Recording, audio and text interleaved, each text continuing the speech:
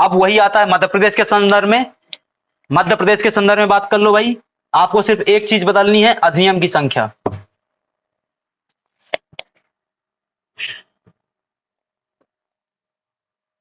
बाकी सब कुछ समान है।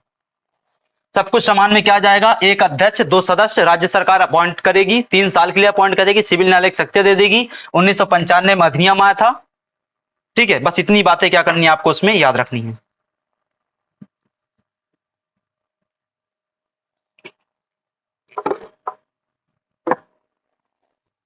ठीक है, इंटेक बहुत ज्यादा है।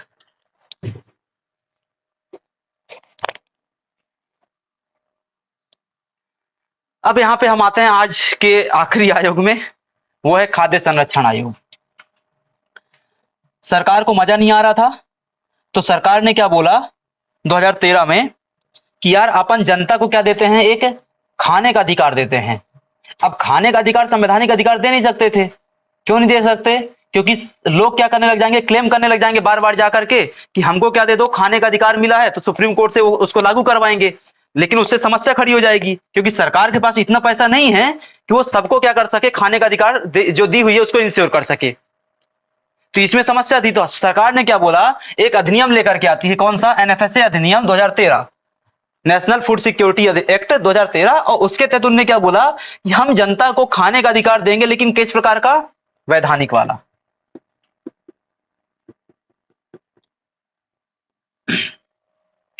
अब आपने खाने का अधिकार दे दिया, वैधानिक अधिकार कैसे इंश्योर होगा, तो उसके लिए क्या करते हैं, अपन एक आयोग बना देते हैं भाई। ठीक है, तो ये क्या करने लग गया, खाद्य संरक्षण के लिए काम करने लग गया। तो राष्ट्रीय खाद्य संरक्षण सुरक्षा अधिनियम 2013 की धारा 16 में राज्य खाद्य संरक्षण आयोग का प्रावधान किया गया है। ठीक है, राज्य खाद्य संरक्षण आयोग कैसे स्थापित होता है, तो एनएफएसए 13 के माध्यम से स्थापित किया था। ठीक है, मतलब कांग्रेस सरकार ने कई सारे अच्छे अच्छे काम किए, उनमें एक अच्छे कामों में ये भी आता है, आपने क्या दिया, लोगों को खाने का अधिकार दिया। इससे अच्छी बोले, इस चीज से क्या हुआ, बोले खाना तो पहले से था लोगों के पास, तो इससे अच्छी बात क्या हो गई भाई, तो इसमें से अच्छी बात ये निकल करके आती है कि जो अंत्योदय अन्न योजना थी या फिर जो पीडीएस सिस्टम था हमारा, उसको हमने क्या करना चालू कर दिया, ज्यादा प्रभावी तरीके से इंप्लीमेंट करना चालू कर दिया। पहले भी इंप्लीमेंट होता था, लेकिन वाकई में लोगों तक खाना पहुंच पा रहा नहीं पहुंच पा रहा, इस अधिनियम के माध्यम से वो चीज क्या होने लग गई, इंश्योर होने लग गई। ठीक है, तो एक क्या बात हो स्पष्ट हो गई कि एनएफएसए एक्ट 2013 की धारा 16 के माध्यम से क्या किया जाता है, राज्य के स्तर पर राज्य खाद्य संरक्षण आयोग की स्थापना का प्रावधान किया गया है। इस शक्ति का प्रयोग, धारा 16 में दी गई शक्ति का प्रयोग मध्य प्रदेश सरकार ने कब किया, 11 अप्रैल 2017 को किया। 11 अप्रैल 2017 को इस शक्ति का प्रयोग किया गया। ठीक है,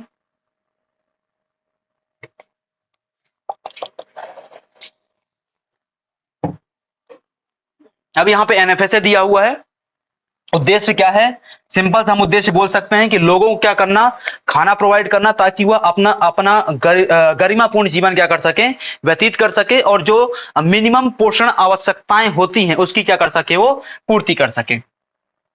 कैसे कवरेज किया जाता है, तो इसमें 2 तरीके का कवरेज वर्तमान में देखने को मिलता है, एक 75% ग्रामीण आबादी का और दूसरा 50% शहरी आबादी का। किस तरीके से कवरेज होता है, टीपीडीएस के माध्यम से होता है। टीपीडीएस का मतलब क्या होता है, टारगेटेड पीडीएस या टारगेटेड लक्षित सार्वजनिक वितरण प्रणाली। ठीक है, टीपीडीएस के माध्यम से या लक्षित सार्वजनिक वितरण प्रणाली के माध्यम से क्या किया जाता है, उसको इंश्योर किया जाता है, लागू किया जाता है, जिसमें मोटा मोटा 75 और 50 का औसत निकालोगे 67% के आसपास क्या हो रही है, हमारे देश की आबादी कवर हो रही है। यह वर्तमान परिस्थितियों में बात करें जो मोदी जी के भाषण से निकल करके आता है कि देश की 80 करोड़ जनता क्या है होती है, इसके अनुसार कवर होती है। ठीक है, ये कोई ऑफिशियल डेटा नहीं, 80 करोड़, 80 करोड़ क्या है, भाषणबाजी है। ठीक है, ऑफिशियल डेटा। पात्रता क्या होती है, तो राज्य सरकार के दिशा निर्देशों के अनुसार लक्षित सार्वजनिक वितरण प्रणाली के तहत आने वाले प्राथमिकता वाले घरों को इसके तहत कवर किया जाता है। और इसके तहत आने वाले प्राथमिकता वाले घरों की पहचान कैसे होगी, तो उसके लिए हम क्या करते हैं, सेंसस के डेटा का प्रयोग करते हैं। सेंसस के डेटा के प्रयोग के तहत हम कौन से डेटा को लेंगे कि कौन सी परिवार बीपीएल है और कौन से परिवार एपीएल है। बीपीएल मतलब बिलो पॉवर्टी लाइन, एपीएल मतलब एबव पॉवर्टी लाइन। और सबके क्या बनते हैं, फिर उस पीला नीला जो भी कार्ड बनते हैं उसके अनुसार क्या होता है, अन्न का वितरण किया जाता है। दूसरी बड़ी चीज इसके तहत क्या शामिल की जाती है, अंत्योदय अन्न योजना। आपको ऑलरेडी ये पहले से पता होगा, मेरे ख्याल से 25-35 किलो कुछ मिलता है, या फिर 5 किलो पर हेड के हिसाब से भी क्या है, अन्न का वितरण किया जाता है। ठीक है, अलग अलग जगह अलग अलग व्यवस्था देखने को मिलती है, डिपेंड करता है कि राज्य सरकार किस तरीके से वितरण अपने स्तर पे करती है। ये प्रावधान यहाँ पे दिया हुआ है। ठीक है, इसको इस तरीके से समझ लो कि ये क्या है, एक एनएफएसए को, ठीक है, एनएफएसए क्या है, एक छाता अधिनियम है। ठीक है, छाता अधिनियम मतलब समझते हैं, अम्ब्रेला एक्ट है ना। इसका मतलब होता है कि इस अधिनियम के तहत कई सारी चीजों को हम क्या कर रहे होंगे, समाहित करके आगे बढ़ रहे होंगे। जैसे उदाहरण के लिए कि आपने क्या बोला कि एनएफएसए के तहत आप क्या करेंगे, खाद्यान्न सुरक्षा प्रदान करेंगे, या क्या करेंगे, पोषण स्तर को लोगों को बढ़ाएंगे। तो पोषण स्तर को बढ़ाने को लेकर के या खाद्य सुरक्षा प्रदान करने को लेकर के जितनी भी वो होंगी, योजनाएं होंगी, वो सब किसके तहत समाहित हो जाएंगी, एनएफएसए के तहत। जैसे उदाहरण के लिए बात कर लें कि यहाँ पे लिखा हुआ गर्भवती महिलाओं को लेकर के, प्रसव के समय को लेकर के, मातृत्व लाभ को लेकर के, बच्चों को लेकर के, आदि आदि बातें ढेर सारी लिखी हुई है। ये सब कैसे आंसर कर रहे होंगे, जैसे उदाहरण की बात कर लेता हूं मैं कि क्या चल रहा है, एक मिड डे मील कार्यक्रम चलता है, मिड डे मील कार्यक्रम हो गया। एक क्या चलता है आपका, आईसीडीएस कार्यक्रम चलता है, इंटीग्रेटेड चाइल्ड डेवलपमेंट स्कीम चलती है। कहां से, आंगनवाड़ी केंद्रों से। मिड डे मील कहां चलता है, स्कूलों से चलता है। इसके तहत जो भी चीजें प्रोवाइड की जा रही है वो सब किसके तहत आएगा, एनएफएसए के तहत। ठीक है, तो इस तरीके से उसको क्या किया जाता है, ये तो सिर्फ एक क्या है उदाहरण है, आईसीडीएस हो गया, मिड डे मील हो गया, ऐसी ढेर सारी योजनाएं छोटी छोटी क्या है चल रही हैं, ताकि क्या कर सके हम, एनएफएसए को प्रभावी रूप से स्थापित कर सके। अब हम बात करते हैं कि जो 16 के तहत स्थापित कर लिया गया, उसकी धारा 16 के तहत आयोग राज्य के स्तर पर, उसमें अंदर क्या बातें हैं। संरचना की बात करें, एक अध्यक्ष, 5 सदस्य और सदस्य सचिव होता है। जो सदस्य होंगे उसमें क्या होना चाहिए, कम से कम 2 महिलाएं होनी चाहिए, एक बात। दूसरी बात, एक सदस्य एससी एसटी ओबीसी वर्ग का होना चाहिए।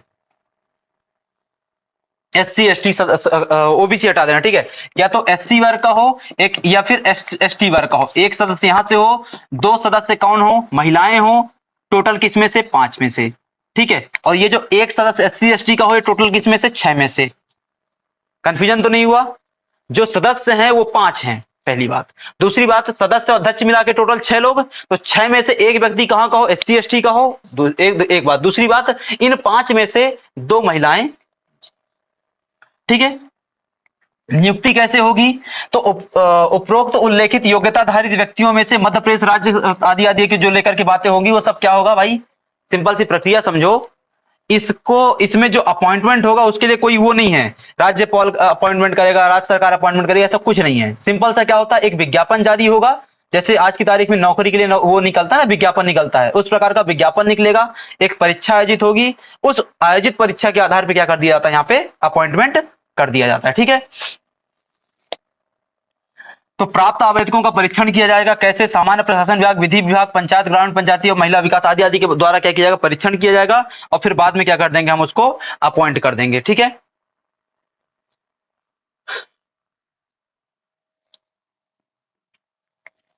कार्यकाल क्या होगा, 5/65 का। त्याग पत्र किसको जाएगा, राज्य सरकार को संबोधित करते हुए क्या कर देंगे, त्याग पत्र देंगे। अपॉइंटमेंट समझ में आएगा, कैसे अपॉइंटमेंट होगा, परीक्षा के माध्यम से, चयन प्रक्रिया होगी, चयन प्रक्रिया के माध्यम से क्या किया जाएगा, अपॉइंटमेंट होगा। और चयन प्रक्रिया कैसे अपनाई जाएगी, तो विज्ञापन जारी करके, परीक्षा आयोजित करके, इंटरव्यू होगा, उसके बाद ये सब जो नॉर्मल प्रक्रिया आज की तारीख में नौकरी देने के लिए होती है, उस प्रकार की प्रक्रिया अपनाई जाएगी। ठीक है, पद से कैसे हटाएंगे, तो राज्य सरकार आदेश जारी कर देगी, कल से हट गया भाई साहब।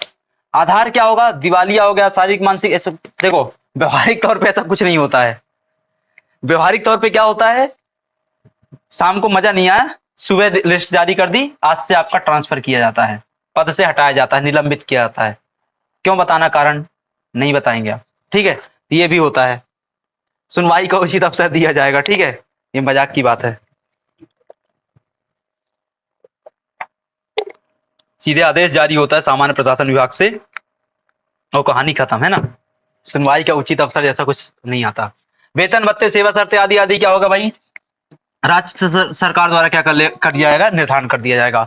शक्तियां क्या होंगी, सिविल प्रक्रिया संहिता 1960 के तहत सिविल न्यायालय, दीवानी न्यायालय की शक्तियां प्राप्त होंगी। ठीक, वर्तमान संरचना क्या है, एक डिस्क्लेमर के साथ वर्तमान संरचना बता देता हूं मैं आपको। ये जो वर्तमान संरचना है, उनकी वेबसाइट में संरचना ही नहीं दी हुई है, मेरी बात समझ में आई? उनकी वेबसाइट में संरचना ही नहीं दी हुई है, लेकिन 1 साल पहले तक जो भी संरचना चल रही थी मैं वही संरचना आपको बता रहा हूं। इसका मतलब क्या हुआ कि आपको अपने स्तर पे क्या करना पड़ेगा, रिसर्च करना पड़ेगा कि भैया इनके वर्तमान में जो अपडेटेड लोग हैं वो कौन हैं। इसका मतलब ये नहीं कि ये गलत हैं, हो सकता है अभी भी यही लोग बैठे हों, लेकिन आपको एक बार क्रॉस चेक करना पड़ेगा अपने स्तर पर, क्योंकि इनकी वेबसाइट में कहीं कुछ नहीं है और खबरों में भी कहीं कुछ नहीं था। ठीक है, तो कल को यदि अपडेट होता है इसमें कुछ, तो आपको क्या करना पड़ेगा, खबर उसकी ध्यान रखनी पड़ेगी, है ना। तो अध्यक्ष कौन था, कौन है, था जो भी बोल लो, राजकिशोर स्वाई, स्वाई सवाई कई जगह स्वाई है ना, तो ये रिटायर्ड आईएएस थे। इसके अलावा दुर्गा डाबर और किशोर खंडेलवाल, ये अलग अलग जिलों से हैं। सदस्य सचिव कौन था, राजीव चंद्र दुबे। कार्यालय कहां है, तो सतपुड़ा भवन में किसी कमरे में चल रहा होगा।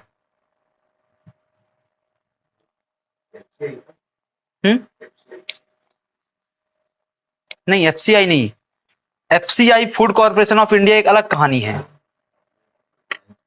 पता नहीं कहां। एक तो एक बिल्डिंग तो यहीं बगल में बनी हुई है, पोहे वाले के बगल में, साइंस सेंटर के पास। नहीं, वो कहानी अलग है। वो फूड कॉर्पोरेशन ऑफ इंडिया हमारा जो बफर स्टॉक होता है उसको मैनेज करने के लिए काम करता है, वो एक अलग कहानी है। तो इसको आपको क्या करना, थोड़ा सा याद करके रखना है। कुछ महत्वपूर्ण बातें, इसका कार्यालय कहां है, राजधानी भोपाल में है, वही सतपुड़ा भवन में। ठीक है। दूसरा, मध्य प्रदेश खाद्य आयोग के कार्य दिवस का कार्यालय समय वही होंगे जो राज्य सरकार के होते हैं, भैया उतने दिन छुट्टी मिलेगी जितने दिन राज्य सरकार छुट्टी देता है।